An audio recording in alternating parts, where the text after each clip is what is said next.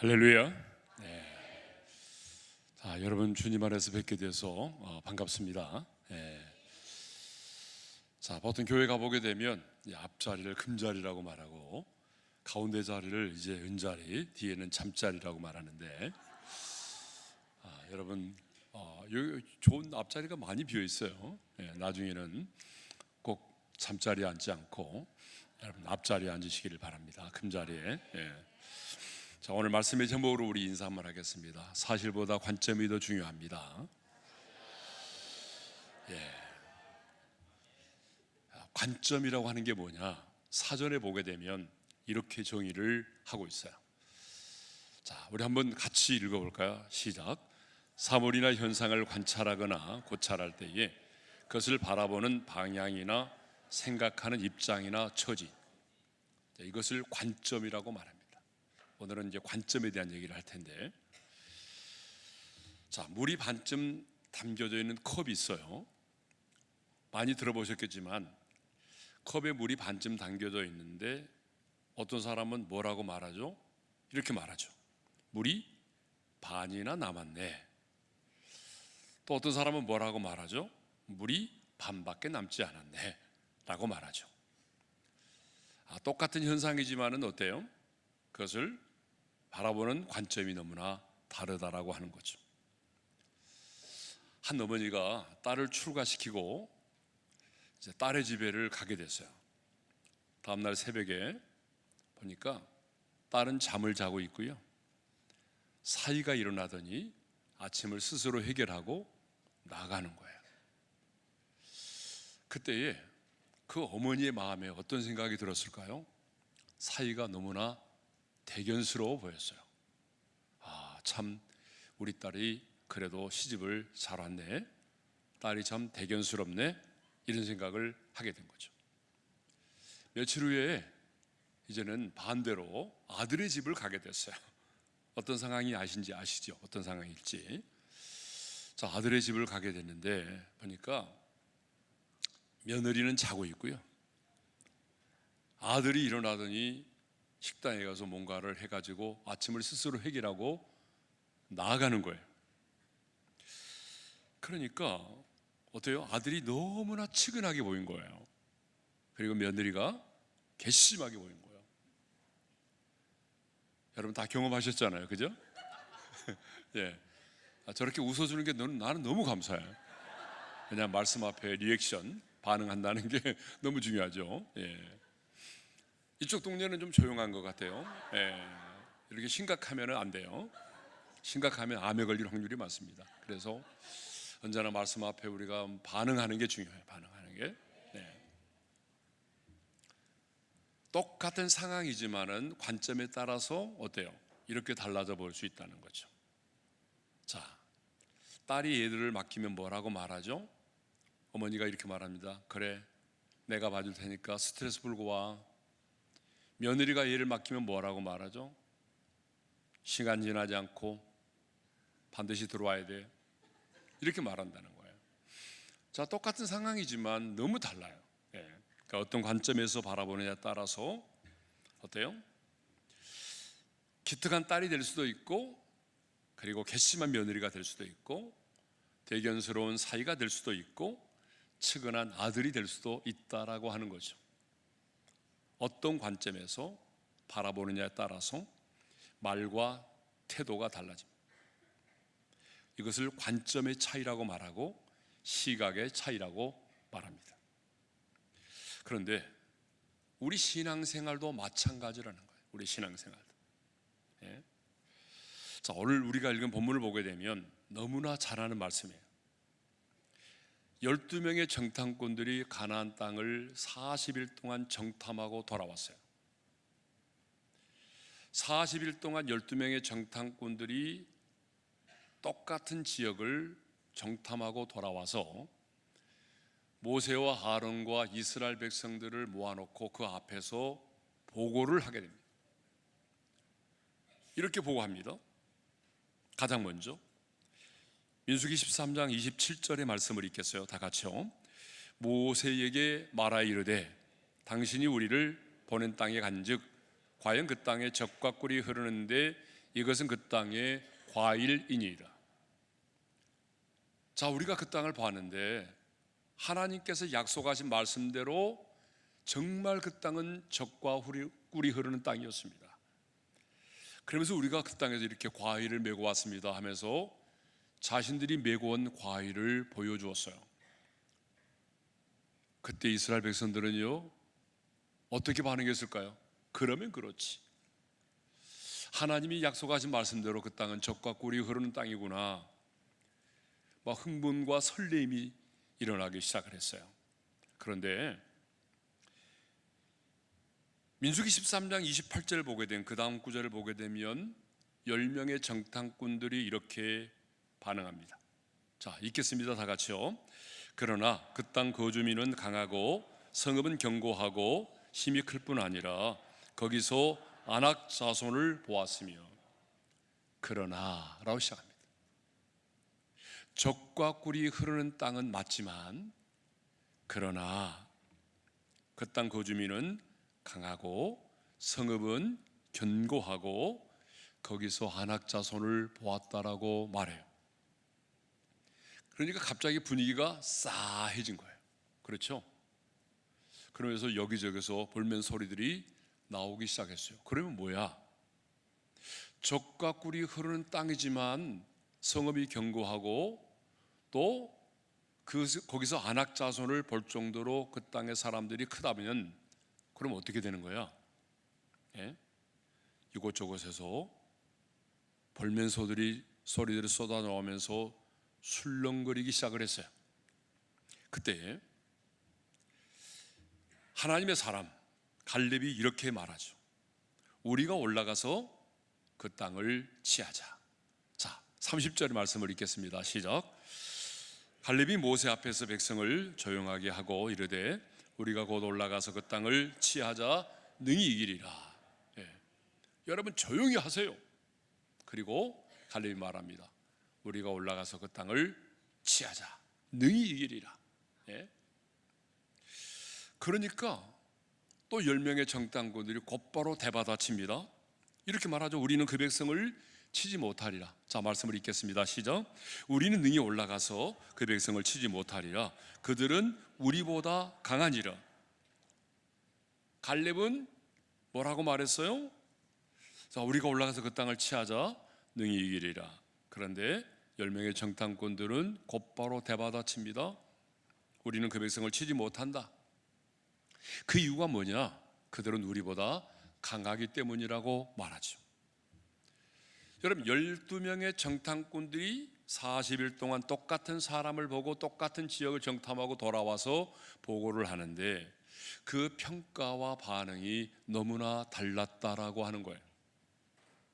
자, 정리해보자면 여호수아와 갈렙은 이기리라고 말하는데 10명의 정탐꾼들은 뭐라고 말하죠? 우리는 스스로 보기에도 메뚜기 같다라고 말하죠.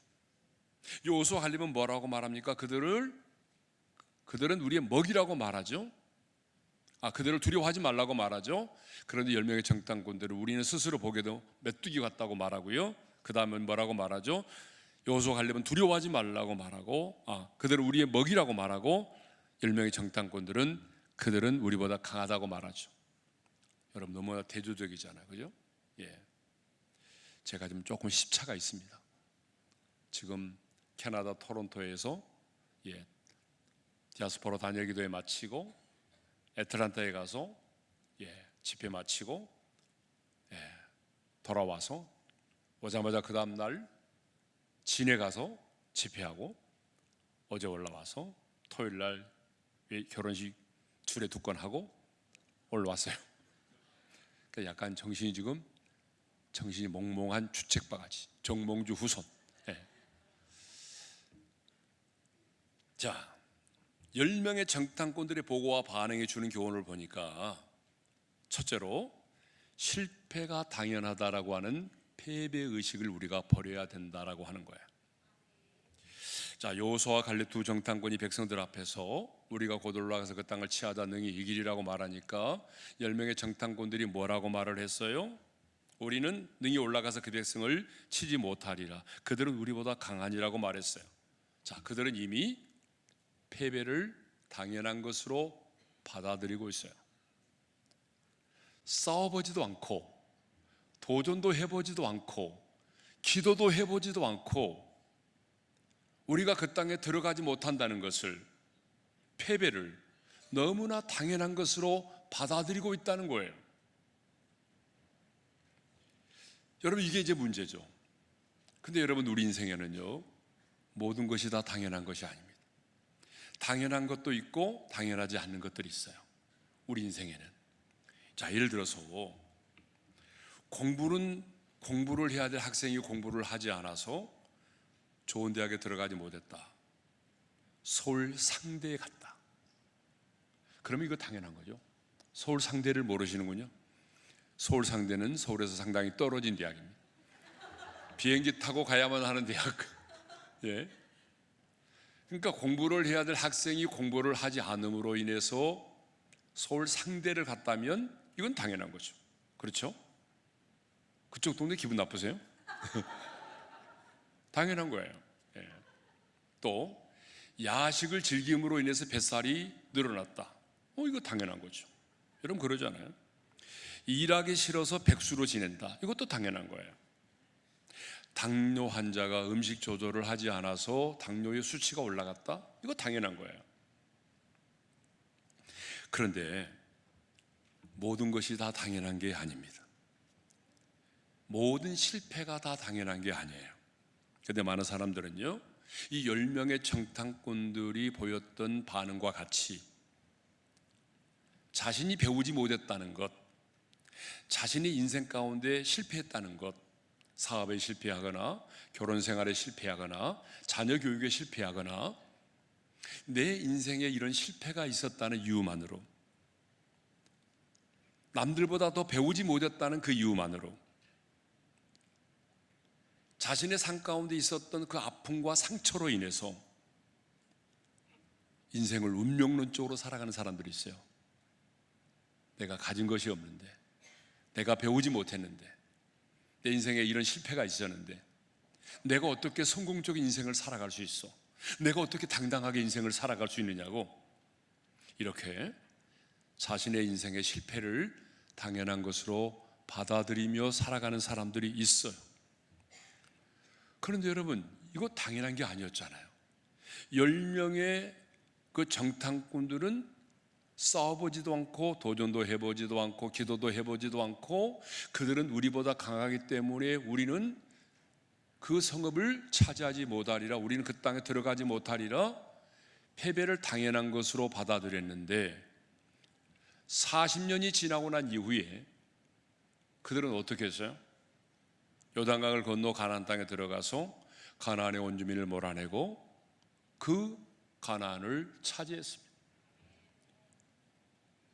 40년 전에 10명의 정탐꾼들은 싸워보지도 않고 패배를 당연한 것으로 여겼는데 40년 후에 이스라엘 백성들은요, 그 가나안 땅에 들어가서 가나안의 원주민을 몰아내고 그 땅을 차지했던 것입니다.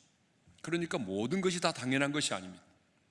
우리 눈에는요, 그것이 당연한 것처럼 보이지만 하나님께서 보실 때는요, 그렇지 않는 게 너무 많다는 거예요.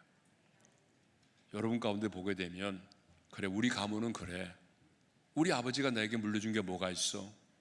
나는 가방끈이 짧잖아. 내 인생의 스펙이 좀 그렇잖아. 내가 뭐 잘한 게 뭐 있어? 내놓은 게 하나도 없잖아. 여러 가지 이유를 대면서 이 세상에서 어때요? 하나님의 사람으로서 넉넉히 승리하지 못할 것이라고 하는 패배의식을 가지고 살아가는 사람들이 의외로 너무나 많습니다. 왜? 저희 교회는 청년들이 좀 많거든요. 아마 여러분들이 얘기하면 깜짝 놀랄 정도로 청년들이 많을 거예요. 예.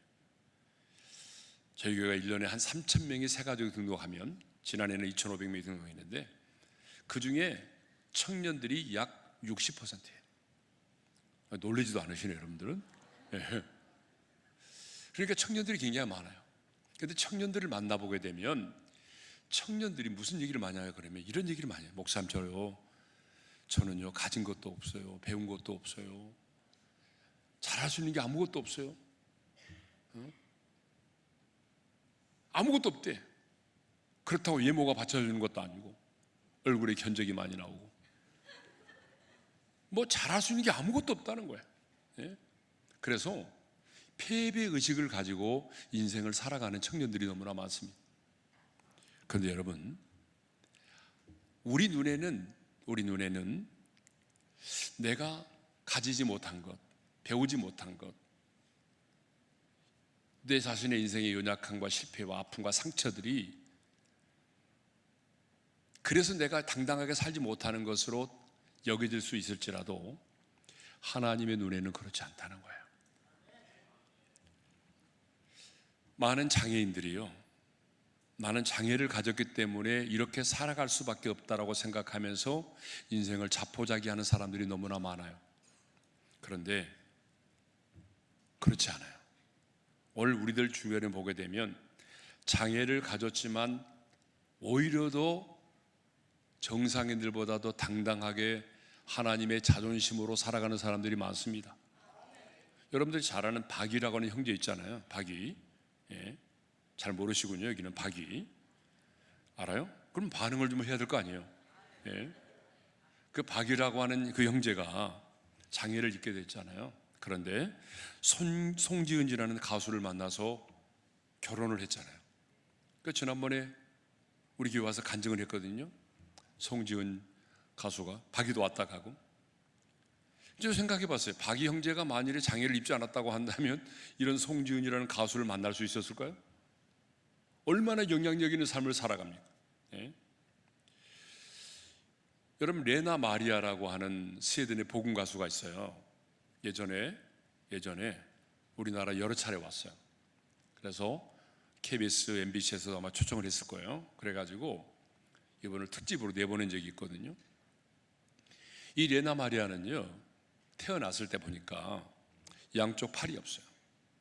그리고 오른쪽 다리도 하나가 엄청나게 짧아요. 그러니까 하나가 없는 거나 마찬가지예요. 예. 그러니까 다리 하나밖에 없는 거죠. 엄밀하게 말하면. 그 부모가 얼마나 놀랬겠어요. 태어났는데, 자식이 딱 태어났는데 보니까 팔이 없고 다리가 하나밖에 없는 거예요. 그런데 그 부모는요, 네가 어쩌다가 우리 집에 태어났냐 하면서 그 아이에게 부정적인 인식을 심어주지 않았어요. 아주 밝게 자라게 했어요. 정상인의 아이들과 똑같이 자라게 했어요. 그래서 구김살이 없어요. 못하는 게 없어요. 예? 노래도 너무 잘해요. 예? 수영도 너무 잘해요. 그래서 장애인 수영대에 가가지고 금메달도 엄청나게 많이 땄어요. 요리도 잘해요. 운전도 잘해요. 자수도 잘해요. 못하는 게 없어요. 발 하나 가지고. 그러니까 이분을 저희 교회에 또 모셨잖아요. 그래서 이분이 간증을 하고 그날 이제 식당에 가서 같이 식사를 하게 됐어요. 그러니까 식기도를 딱 마치고 제가 젓가락을 먼저 못 들겠더라고요. 왜냐 그러면 이분이 과연 어떻게 식사를 하지 궁금했어요. 딱 식기도 마치고 제가 젓가락을 못 들고 머뭇거리고 있는데 이분이 하나밖에 없는 발을 쑥 올리더니 그걸로 음식을 딱딱 집어서 드시는 거예요. 너무 놀랐어요. 부끄러워하지도 않아요. 너무 당당했어요. 여러분, 이런 장애를 가졌지만 너무 당당하게 세상을 살아가는 거예요. 예?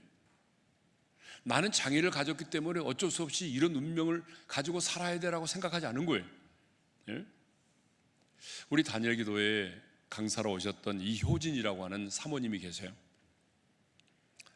이분은 생후 18개월 되었을 때에 부엌에서 그 주전자에서 물이 팔팔 끓고 있는데 그때 그걸 엎질러 가지고 얼굴과 손에 3도 화상을 입었어요.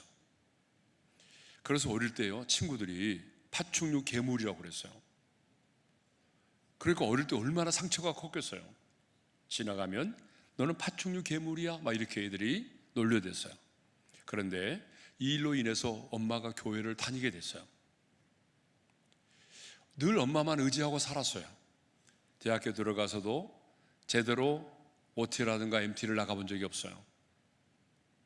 자기 또래 친구들, 여대생들은요, 옷도 꾸미고 화장도 하고 또 남자친구도 만나고 그러는데 늘 자기 자신은 혼자였어요. 그런데 엄마가 세상을 떠나고 말았어요. 엄마가 세상을 떠나고 나니까 이제는 내가 이 땅을 살아야 될 삶의 의미가 없다고 생각을 해서 자살을 하려고 하죠. 엄마가 없는 세상을 생각해 보니까 못 살 것 같아. 그래서 자살을 하려고 했는데 조카가 어느 날 와가지고 당신은 사랑받기에 태어난 사람이라는 찬양을 불렀어요. 근데 이상하게도 그 찬양을 딱 부르는 순간에 나는 이 세상에 사랑을 받기 위해서 태어난 존재라는 사실이 깨달아지기 시작했어요.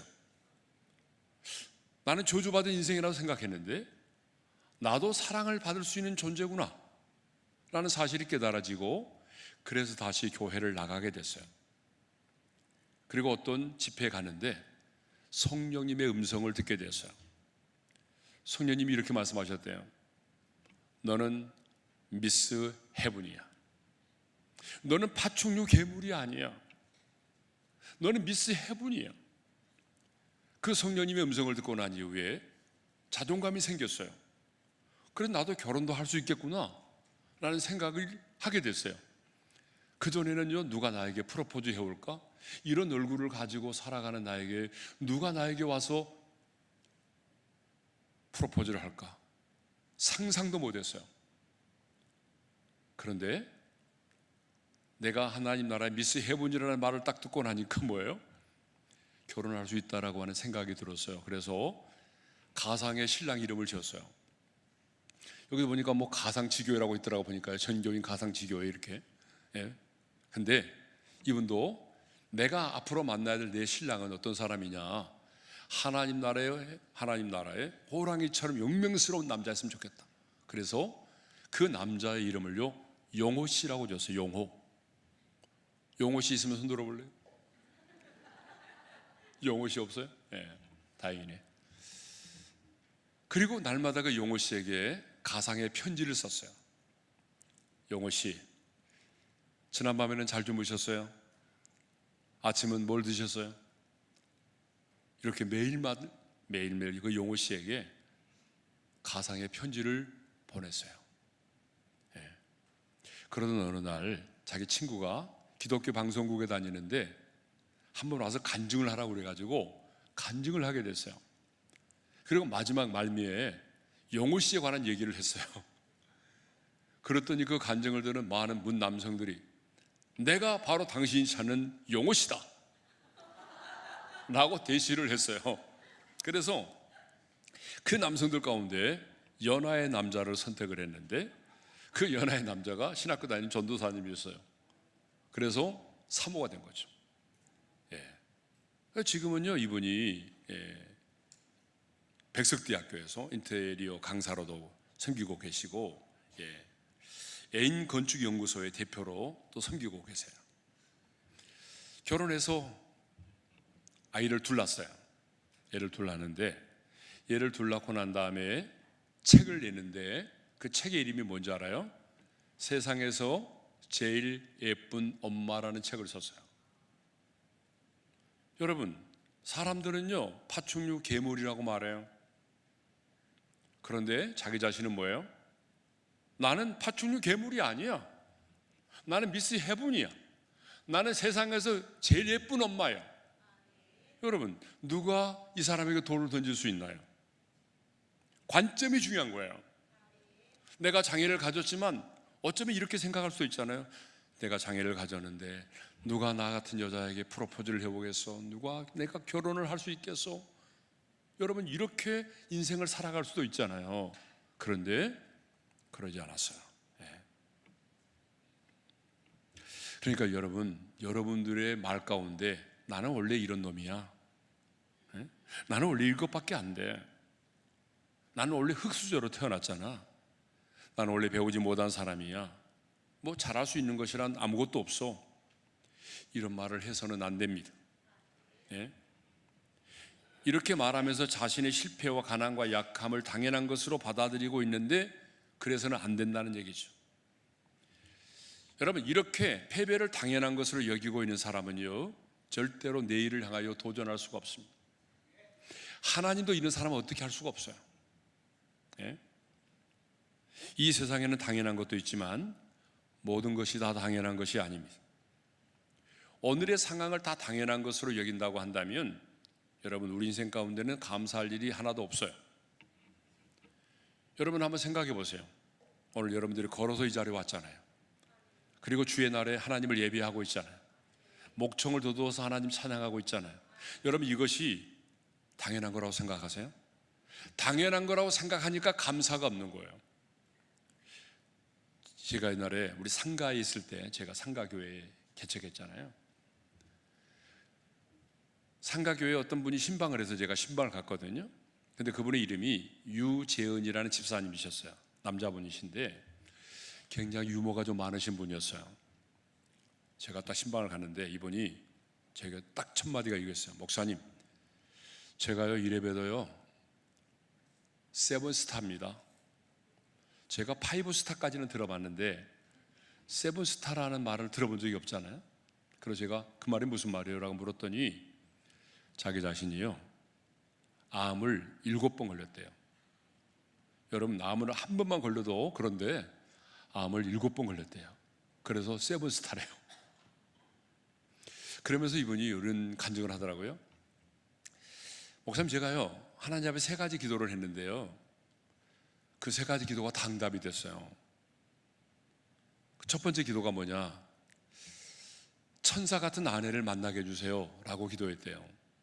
근데 진짜 천사 같은 아내를 만났어요. 지금도 우리 교회 그 권사님이 계시는데 제가 봐도 그분은 천사입니다. 정말 천사. 천사 같은 아내를 만난 거예요. 두 번째 기도가 뭐냐 그러면 비행기를 많이 타고 외국 출장을 좀 많이 다니게 해주세요 라고 기도를 했는데 큰 대기업에 들어가서 외국 출장을 너무 많이 다닌 거예요.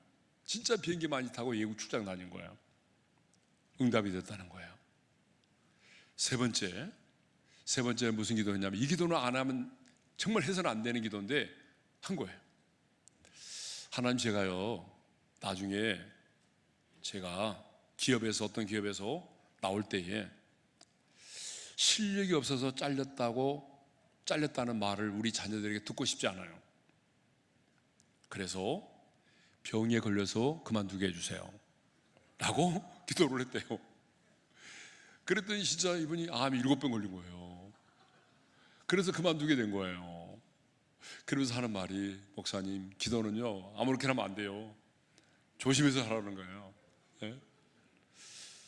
자, 근데 그 얘기를 하려고 하는 게 아니라 이분이 우리 교회 오기 전에 어떤 교회에서 수요일 날 대표 기도를 맡았대요.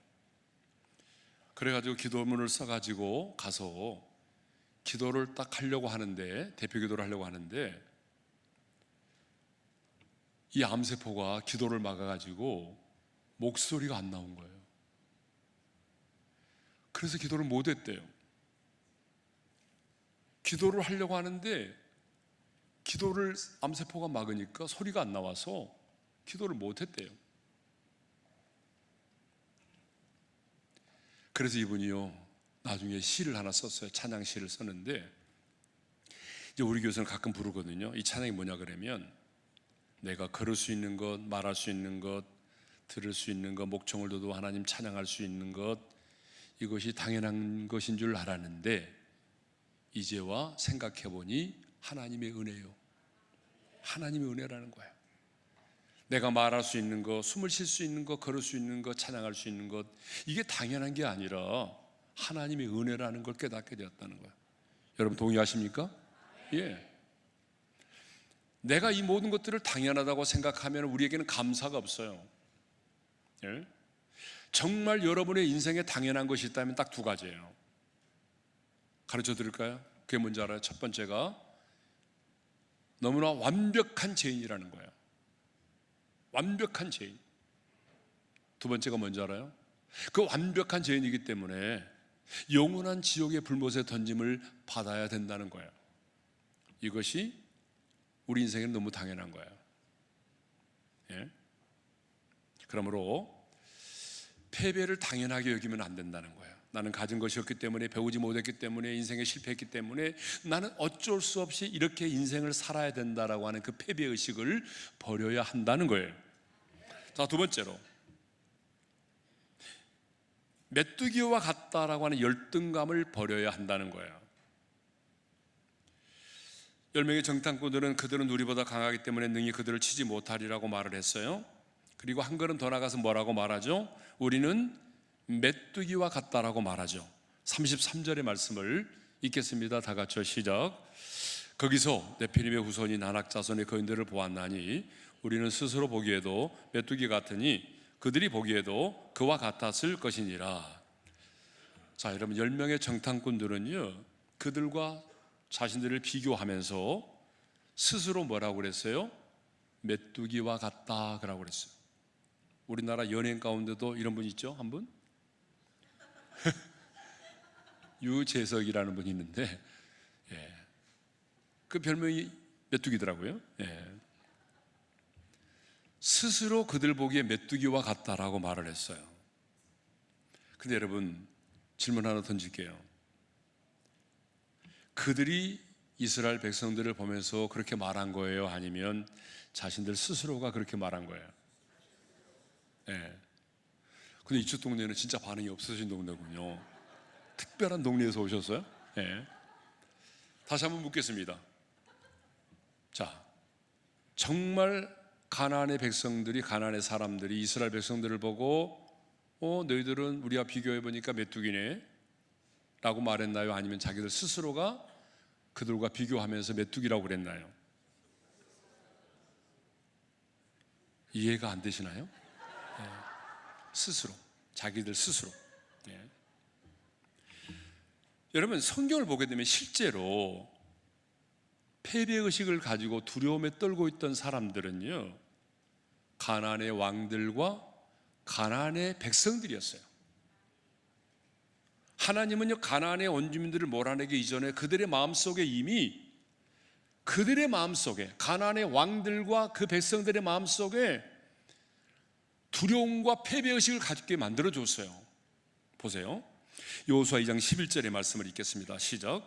우리가 듣자, 다시 시작. 우리가 듣자 곧 마음이 녹았고 너희로 말미암아 사람이 정신을 잃었나니 너희 하나님 여호와는 위로는 하늘에서도 아래로는 땅에서도 하나님이시니라. 누가 이렇게 말한지 아세요?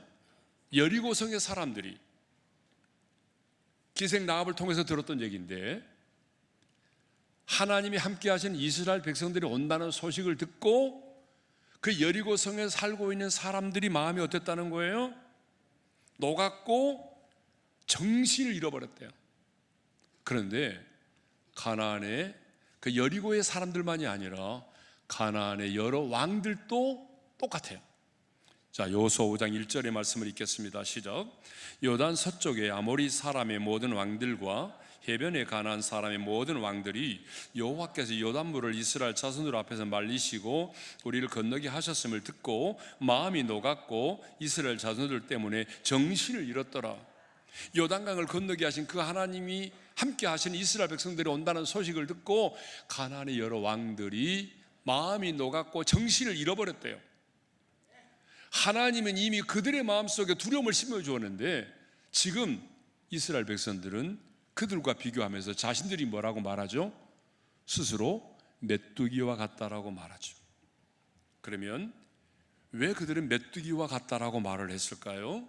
메뚜기는요, 굉장히 작고 연약하고 보잘것없고 가치도 없는 시시한 것이기 때문에 자신들을 메뚜기라고 비교한 거예요. 그렇다면 정말 과연 이스라엘 백성들은 메뚜기와 같은 존재였을까요? 작고 연약하고 보잘것없고 가치도 없는 시시한 존재였을까요? 아니에요. 하나님의 눈에 이스라엘 백성들은 메뚜기가 아니었어요. 하나님은요, 10가지 재앙을 내려서 그들을 애굽에서 건져낸 백성들이에요. 그리고 하나님이 그들에게 뭐라고 말씀하셨습니까?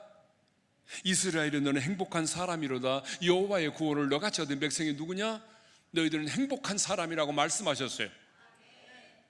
하나님의 눈에 그들은 메뚜기가 결코 아니었어요. 예? 그런데 그들 스스로가 뭐라고 말합니까? 우리는 메뚜기와 같다라고 말합니다. 그런데 여러분은 메뚜기가 아닙니다. 우리 옆 사람과 보면서 인사하겠습니다. 당신은 메뚜기가 아닙니다. 예, 안 하신 분이 계세요? 이쪽 동네가 좀 문제가 있네, 확실히. 자, 이쪽 동네만 제가 보겠습니다. 당신이 메뚜기가 아닙니다. 네, 우리는 메뚜기가 아니에요. 예. 내 자신을 메뚜기라고 생각하니까 가나안의 사람들이 커 보였던 것처럼 내 자신이 메뚜기라고 생각하니까 세상이 커 보이고 문제가 커 보이고 내가 만나는 사람들이 커 보이는 거예요. 그리고 내 자신은 너무나 작고 너무나 초라하고 시시하게 보이는 거예요. 그런데 여러분 기억하셔야 됩니다. 여러분은요, 메뚜기가 아니에요. 하나님이 여러분에게 뭐라고 말하죠? 보배롭고 존귀한 자라고 말해요. 자, 고린도후서 4장 7절의 말씀을 읽겠습니다. 시작. 우리가 이 보배를 질그릇에 가졌으니 이는 심히 큰 능력은 하나님께 있고 우리에게 있지 아니함을 알게 하려 함이라. 따라서 하겠습니다. 우리가 이 보배를 질그릇에 가졌으니, 자, 여러분은 금그릇이요, 질그릇이요? 질그릇입니다. 우리는 질그릇이에요. 질그릇의 특징이 뭐예요?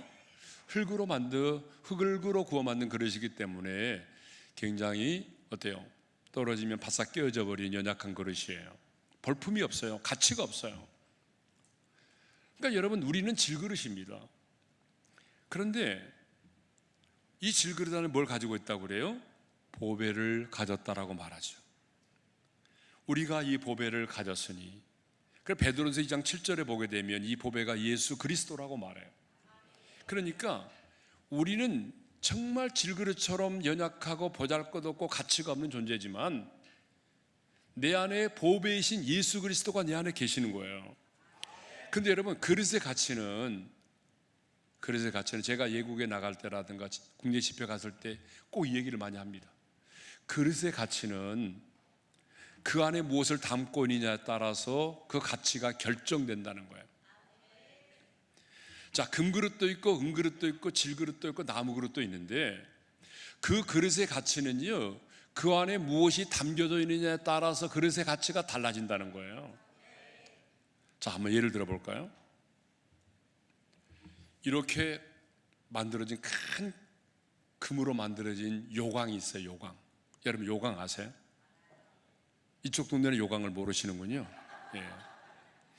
요강이 있어요. 요강이 뭐냐 그러면 옛날에는요, 화장실 가기가 힘드니까 그냥 방 안에다가 요강을 넣고 저녁에 소변 보고 신문지로 덮어놓고, 저도 그런 기억이 있어요. 예, 저도 어릴 때 다 요강에서, 우리 가족들은 다 요강에서 살았어요. 그래서 아침 되면 어머니가 그 요강에 있는 그걸 갖다가 텃밭에 뿌렸어요. 무슨 얘기를 하려고 하냐면, 금으로 만들어진 그릇이라고 할지라도 그 안에 소변이 담겨져 있으면 뭐가 되는 거예요? 요강이 되는 거예요. 요강. 예? 금으로 만들어져 있을지라도 그 안에 소변이 담겨져 있으면 요강이 되는 거예요. 또 이렇게 조그마한 예쁜 그릇인데 아주 무늬가 너무너무 잘 나와 있고 예쁜 금으로 만든 그릇이에요. 근데 여기다가 담배를 피고 꽁초를 버리면 뭐가 되는 거예요? 잿더리. 누가 그렇게 세게 발음해요? 잿더리. 미국에서는 잿더리 그러면 못 알아들어요. 잿러리 그래요. 여러분, 아무리 잘 만들어져 있는 그릇일지라도 거기에다가 꽁초를 버리게 되면 금그릇이라고 할지라도 우리 표현을 하겠습니다. 잿더리가 되는 거예요. 그릇의 가치는요, 그릇이 결정하는 게 아닙니다. 그 안에 무엇이 담겨져 있느냐가 결정하는 것입니다. 근데 우리는 질그릇인데 우리 안에 누가 계신다고요? 보배이신 예수 그리스도가 우리 안에 계십니다. 그래서 하나님은 우리를 가리켜서 뭐라고 말하죠? 내가 너를 보배롭고 존귀하게 여기노라고 말합니다. 그 내 인생의 가치는 예수 믿기 이전과 이후가 완전히 다른 거예요. 예수 믿기 이전에는요, 내 인생의 가치가 무엇에 의해서 결정됐어요? 여러분의 인생의 스펙, 어느 학교를 나왔느냐, 얼굴이 어떠냐, 연봉이 얼마냐, 가문은 어떠냐, 어디에 살고 있느냐, 어떻게 인생을 살아가느냐, 이거에 따라서 우리 인생의 가치가 결정됐어요. 그런데 예수 그리스도, 보배이신 예수 그리스도가 우리 안에 계신다면 이제부터 내 인생의 가치는 여러분이 살아온 인생의 스펙과 예모에 따라 결정되는 것이 아니라 내 안에 계신 예수 그리스도에 의해서 내 인생의 가치가 결정된다는 거예요. 그래서 하나님은 우리를 가리켜서 뭐라고 말합니까? 내가 너를 보배롭고 존귀하게 여긴다라고 말하는 거예요. 그러니까 여러분은 결코 메뚜기가 아니라는 거예요. 그래서 우리는 하나님의 자존심으로 살아야 돼요. 따라서 하겠습니다. 옆 사람 인사하겠습니다. 당신은 하나님의 자존심입니다. 하나님이 나의 자존심이 아니라 하나님의 사람인 우리가 하나님의 자존심이에요. 이쪽 동네만 이제 보고 얘기하겠습니다. 옆 사람과 인사하겠습니다. 쪽팔리게 살지 맙시다. 여러분, 우리 안에 보배신 예수 그리스도가 계신다면 여러분은 하나님의 자존심으로 당당하게 살아야 되는 거예요. 예. 옥탑방에서 칼잠을 자도 당당하게 살아야 돼요. 하나님은 우리가 그렇게 살아가기를 원하시는 거예요. 여러분은 하나님의 자존심입니다. 우리 안에 보배신 예수 그리스도가 있기 때문에 여러분은 메뚜기가 아니에요. 자존감은요, 누가 나를 소중하게 봐줄 때 생기는 거예요.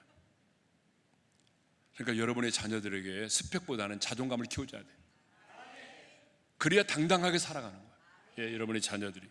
네. 김창욱 교수가 있잖아요. 예, 김창욱 교수가 우리 교회에 자주 왔는데 그분이 이런 말 하더라고요.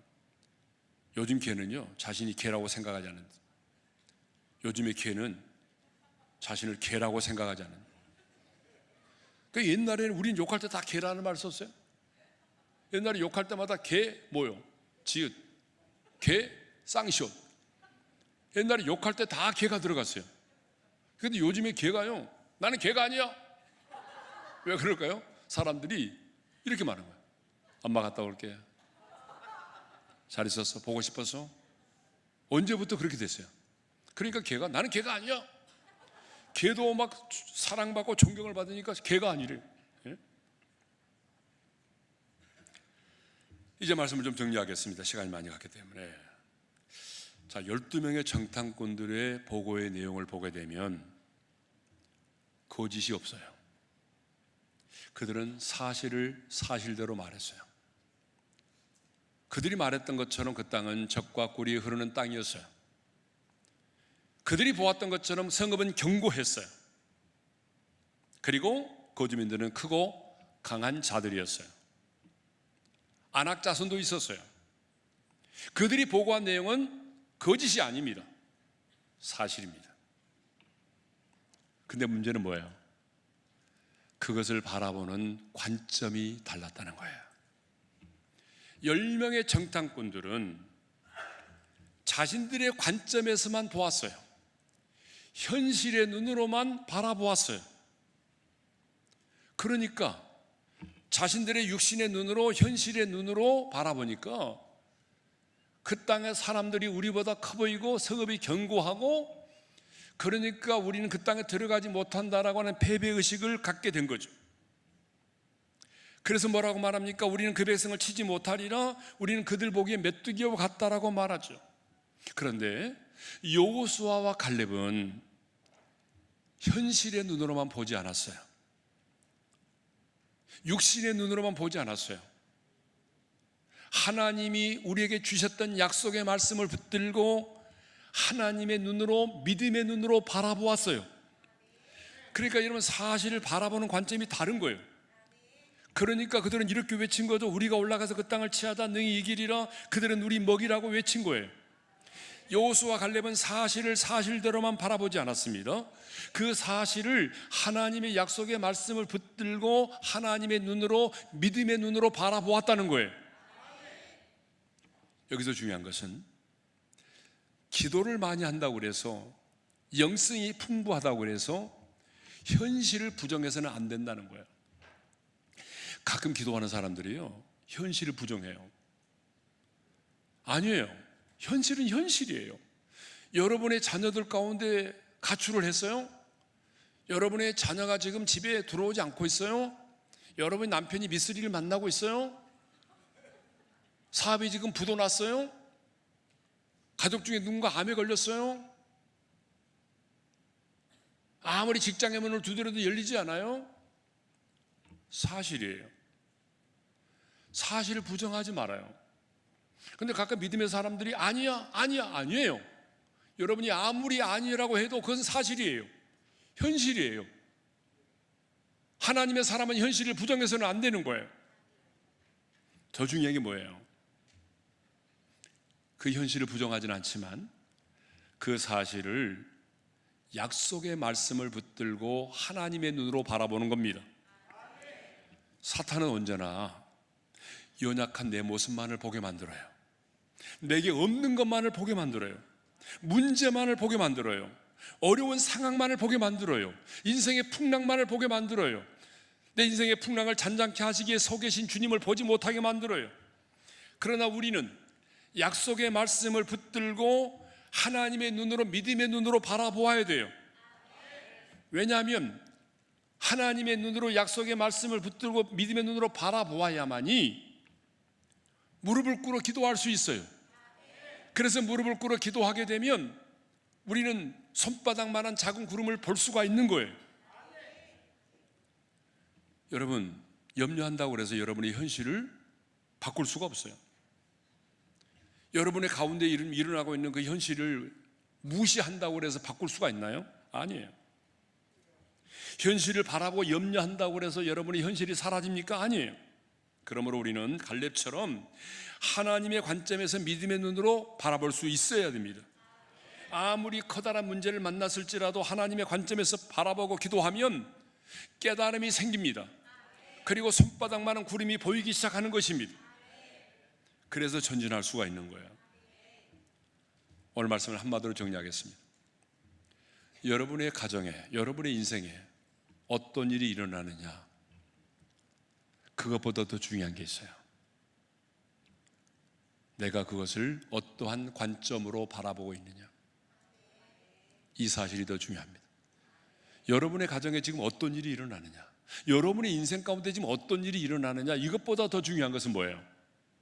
내가 그 사실을 어떻게 바라보고 있느냐, 나는 약속의 말씀을 붙들고 하나님의 눈으로 바라보고 있느냐, 사실보다 관점이 더 중요합니다. 여러분 아멘이시죠? 네. 다 같이 우리 일어나서 찬양하겠습니다. 하나님의 사랑을 사모하는 자, 하나님의 평안을 바라보는 자, 하나님 사랑의 눈으로 너를 어느 때나 바라보시고 하나님 인자한 귀로서 언제나 너에게 기울이시니 찬양입니다.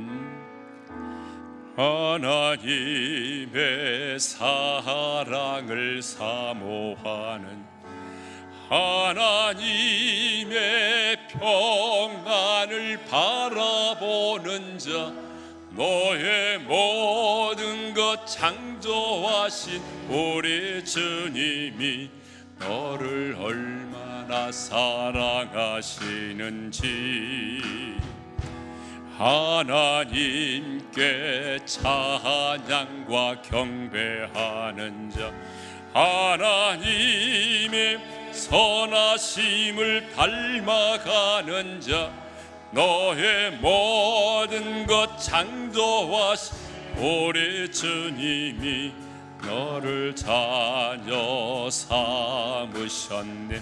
하나님 사랑해, 하나님 사랑의 눈으로 너를 어느 때나 바라보시고 하나님 인자한 귀로서 언제나 너에게 기울이시니 어두움에 밝은 빛을 비춰주시고 너의 작은 신음에도 응답하시니 너는 어느 곳에 있든 주를 향하고 주만 바라볼 하나님 사랑의 눈으로 하나님 사랑의 눈으로 너를 어느 때나 바라보시고 하나님인 자 기로서 언제나 너에게 기울이시니 어두움에 밝은 빛을 비춰주시고 너의 작은 신음에도 응답하시니 너는 어느 곳에 주를 향하고 주만 바라볼지라.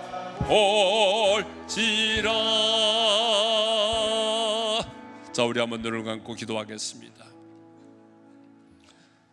여러분, 똑같이 40일 동안 12명의 정탐꾼들이 가나안을 정탐하고 돌아왔지만 그들의 평가와 반응은 너무나 달랐습니다. 그들은 말합니다. 우리는 올라가서 그 땅을 취하지 못하리라. 그들 보기에 우리는 메뚜기와 같다. 그런데 여호수아와 갈렙은 말합니다. 아니다. 그들은 우리의 먹이다. 올라가서 그 땅을 취하다 능히 이기리라. 관점의 문제였습니다. 여러분의 가정에 어떤 일이 일어났나요? 가족 중 누군가가 암에 걸렸어요. 재정의 어려움을 겪고 있어요. 관계의 갈등 속에 있어요. 여러분의 가정에, 여러분의 인생에 어떤 일이 일어났다면 그건 사실이에요. 사실을 부정한다고 해서 사라지는 게 아닙니다. 중요한 것은 하나님의 눈으로 바라보는 거야. 약속의 말씀을 붙들고 믿음의 눈으로 바라보는 거예요. 관점이 중요해요. 그러면 우리는 무릎을 꿇게 되고 전진할 수 있게 되고 마침내 하나님이 행하시는 일들을 보게 되는 것입니다. 혹시 여러분들 가운데 패배가 당연하다는 패배의식을 가지고 있는 분이 계십니까? 나는 가방건이 짧다는 이유 때문에, 우리 가문이 좋지 않다는 이유 때문에, 좋은 학교를 나오지 못했다는 이유 때문에, 좋은 직장을 다니지 못한다는 이유 때문에 여러분 그렇게 인생을 패배의식 속에 살아가는 분이 계십니까?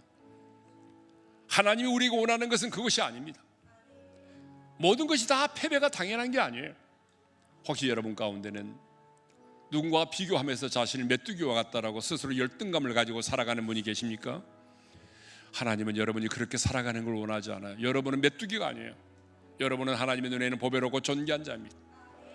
내가 너로 인하여 기쁨을 이기지 못한다고 말할 만큼 여러분은 하나님의 존귀한 사람입니다. 자존감을 가지고 당당하게 살아야 됩니다. 몇 가지 기도의 제목을 드립니다. 하나님, 내 안에 패배의식이 있다면 사라지게 도와주십시오.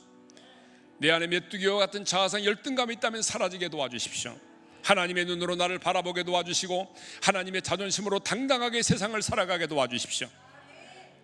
사실보다 관점이 중요합니다. 하나님의 눈으로 보게 도와주십시오. 하나님의 눈으로 바라보게 도와주십시오. 사실을 부정하지 않지만 사실을 인정하지만 사실을 왜곡하지 않지만 그 사실을 하나님의 눈으로 바라보게 도와주십시오. 약속의 말씀을 붙들고 믿음의 눈으로 바라보게 도와주십시오. 다 같이 주신 말씀을 붙들고 주여 한번 외치고 부르짖어 기도하겠습니다. 주여! 할렐루야. 우리 아버지 하나님 감사합니다. 오늘도 우리에게 귀한 말씀을 주셔서 감사합니다. 하나님, 오늘 우리 중에 아버지 하나님 10명의 청탐꾼들처럼 패배가 당연하다는 의식을 가지고 살아가는 지체들이 있습니까? 싸워보지도 않고 도전도 해보지도 않고 기도도 해보지 않고 비교하면서 나는 당연히 이렇게 살아갈 수밖에 없다고 하는 패배의식 속에 갇혀있는 자가 있다면 오늘 성령 하나님께서 그 모든 패배의식으로부터 저들을 자유케 하여 주시기를 원합니다. 스스로 메뚜기와 같은 열등감을 가지고 있는 자가 있다면 하나님의 눈으로 나를 바라보게 도와주셔서 하나님의 눈에는 나는 작고 연약하고 보잘것없고 가치가 없는 시시한 존재가 아니라 보배롭고 존귀한 자라고 말씀하신 것처럼 하나님의 눈에 가장 내가 보배롭고 존귀한 자임을 깨닫게 도와주셔서 자존감을 가지고 당당하게 세상을 살아갈 수 있도록 은총을 베풀어 주시기를 간절히 원합니다. 뿐만 아니라 거룩하신 우리 아버지 하나님, 10명의 청탐꾼들은 사실을 사실대로 보았지만 믿음의 눈으로 바라보지 못했습니다. 육신의 눈으로 바라보았습니다. 현실의 눈으로 바라보았습니다. 그렇지만 우리는 이제는 우리의 현실을 부정하지 않되 하나님의 약속의 말씀을 붙들고 하나님의 눈으로, 믿음의 눈으로 바라보게 도와주십시오. 사실보다 관점이 중요하다는 사실을 깨닫게 해주시고, 그래서 하나님의 눈으로 바라보고 무릎으로 승부하고 도전해서 하나님 마침내 하나님의 일하심을 보게 하여 주시고, 손바닥만한 작은 구름이 우리 가운데 나타나 보여줄 수 있도록 은총을 베풀어 주시옵소서.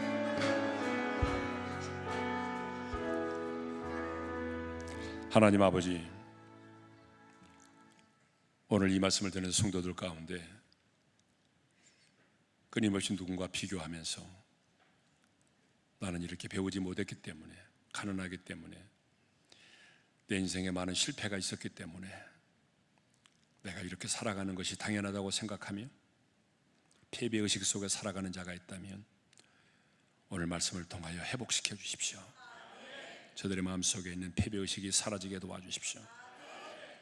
또 끊임없이 누군가 비교하면서 메뚜기와 같은 자아상, 열등감을 가지고 인생을 살아가고 있는 자가 있다면 하나님의 눈에 내가 보배롭고 존귀한 자임을 깨닫게 도와주셔서 당당하게 하나님의 자존심으로 세상을 살아가는 하나님의 아들과 딸이 되게 하여 주옵소서. 거룩하신 아버지 하나님, 우리는 사실을 부정하지 않지만 그 사실을 육신의 눈으로만 바라보지 말게 도와주십시오. 하나님의 눈으로, 약속의 말씀을 붙들고 믿음의 눈으로 바라보게 도와주십시오. 그래서 무릎으로 승부하게 하시고 마침내 하나님의 일하심을 보게 하시고 하나님의 영광을 보게 하여 주옵소서.